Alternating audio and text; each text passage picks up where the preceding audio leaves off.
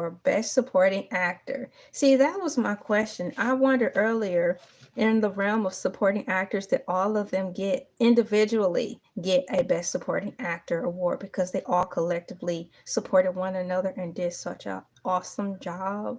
Like, share, comment, and subscribe. Thank you for new people coming into the chat. Thank you for coming in. So, yes, Jackson received an Oscar nomination for Best Supporting Actor. Cauldron appears in the film as Paul, the bartender at Marcellus's social club, as well as Marcellus's assistant. Tarantino wrote the role for Lawrence Fishburne, who turned it down.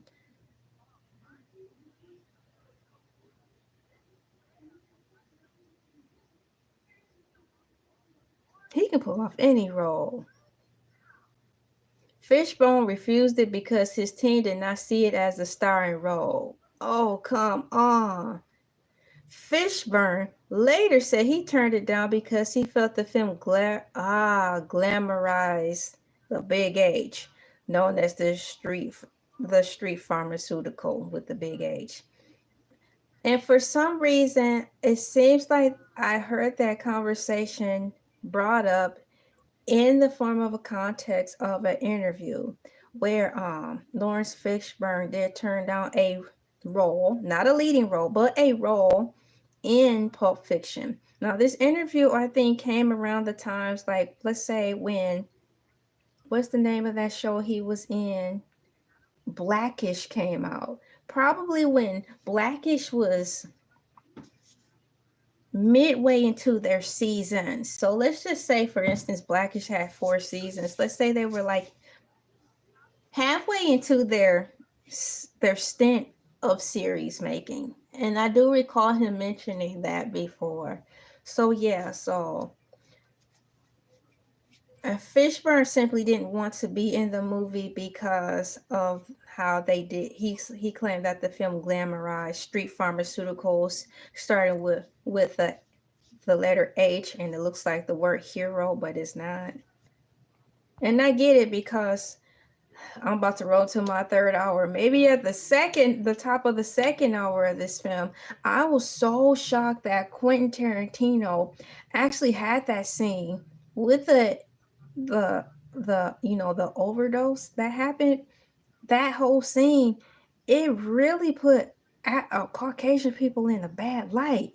And for a movie to come out in 1994 and for him to get away with that also magnifies how bold he was to not just fender bender, but to really bend the rules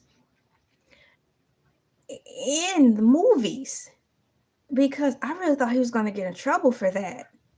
Because they didn't play that back then.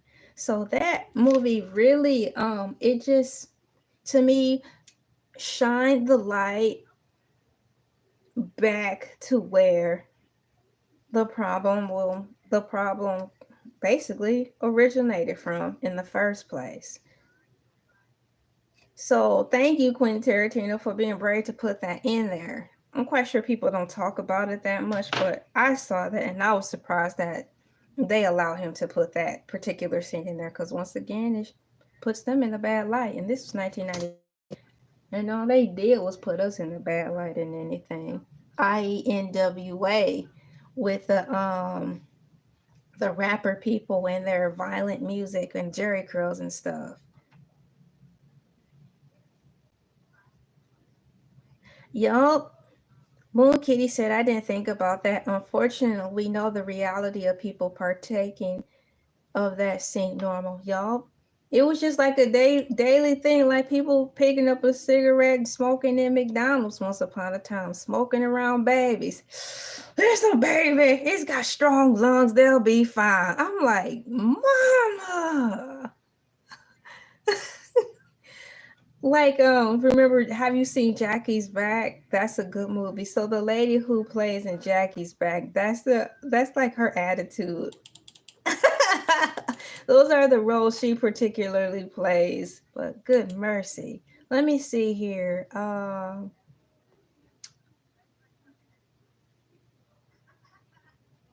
Okay, I did my settings correctly, y'all. I just don't want to push the wrong button.